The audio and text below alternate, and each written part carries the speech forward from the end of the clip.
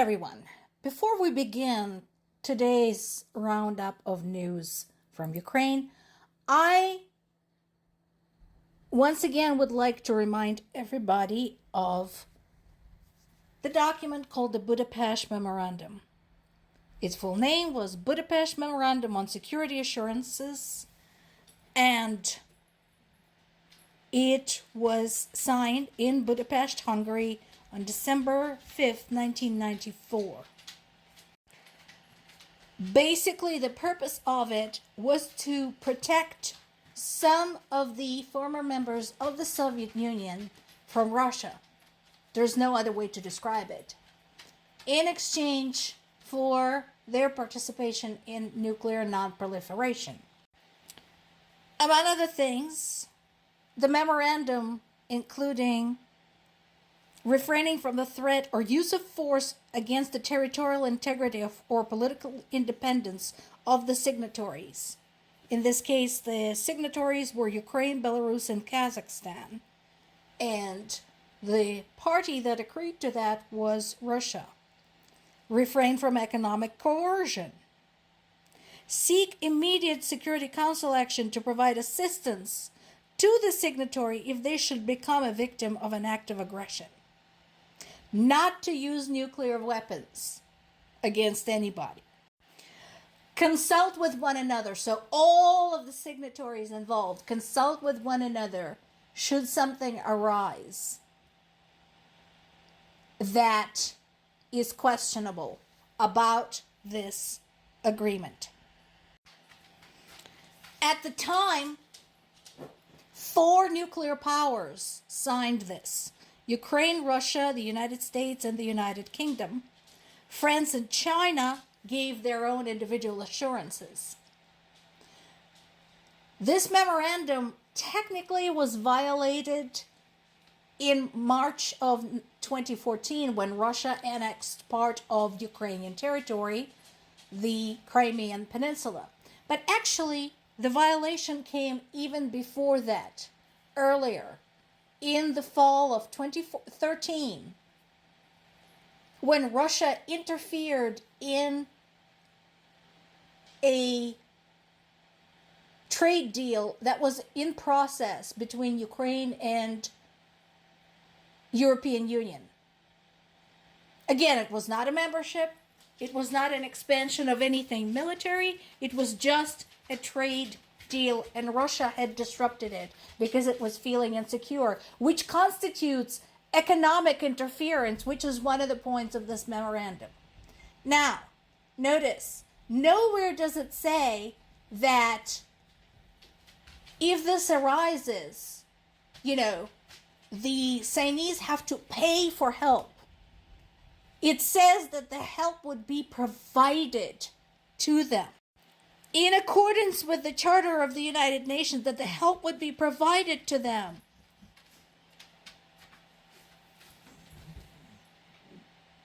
Not for sale. Provided to them. Also, no Security Council action has been taken unless you count all of those endless sessions of Security Council where Russia said that Ukraine was created mutant geese and mosquitoes to attack Russia. Fast forward to today. This is why I wanted to bring up the memorandum. U.S. is selling weapons to NATO to give to Ukraine. Selling.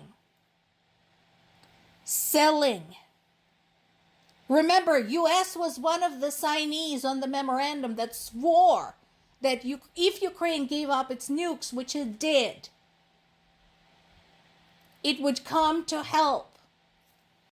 So, and the same is with Ukraine. So they're selling weapons to NATO to get around the congressional issues. So if Congress decides not to approve another aid package to Ukraine, which again is one of the conditions of the Budapest Memorandum, they can sell the weapons to Ukraine and NATO members. Yeah, great. Go right ahead. After promising to help somebody in exchange for something, you're going to do that. And, you know, if you guys wanted to change conditions of it, you should have said something. I haven't seen anything about US deciding to pull out of the memorandum.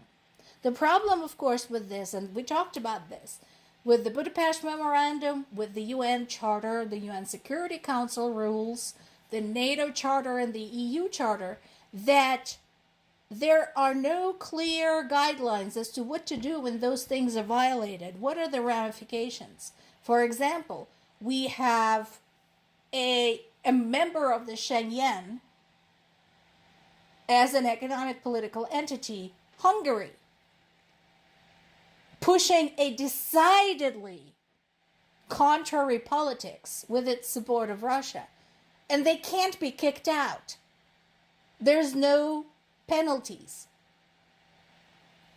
Turkey, who is a NATO member, is constantly involved in some shady shenanigans, is guilty of numerous human rights violations.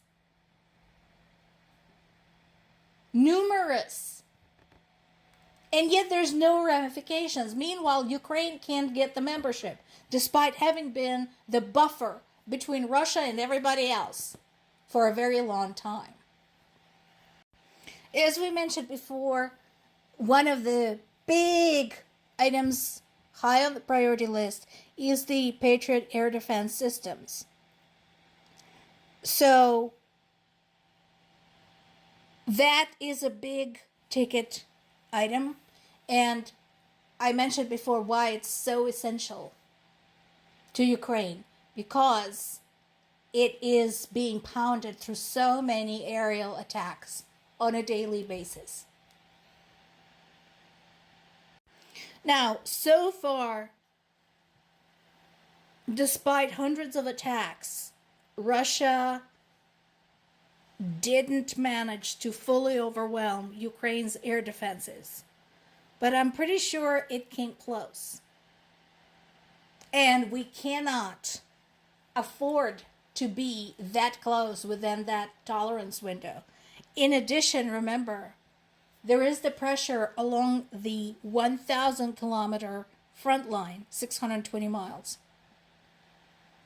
where we also have ongoing fighting. Russia keeps pressing, keeps trying to find a weak spot, keeps trying to get a breakthrough. In response to the Western sanctions, Russia had seized 50 billion in Western assets. Now, this is interesting. This article is in Reuters. I recommend reading it fully. So, here's the thing.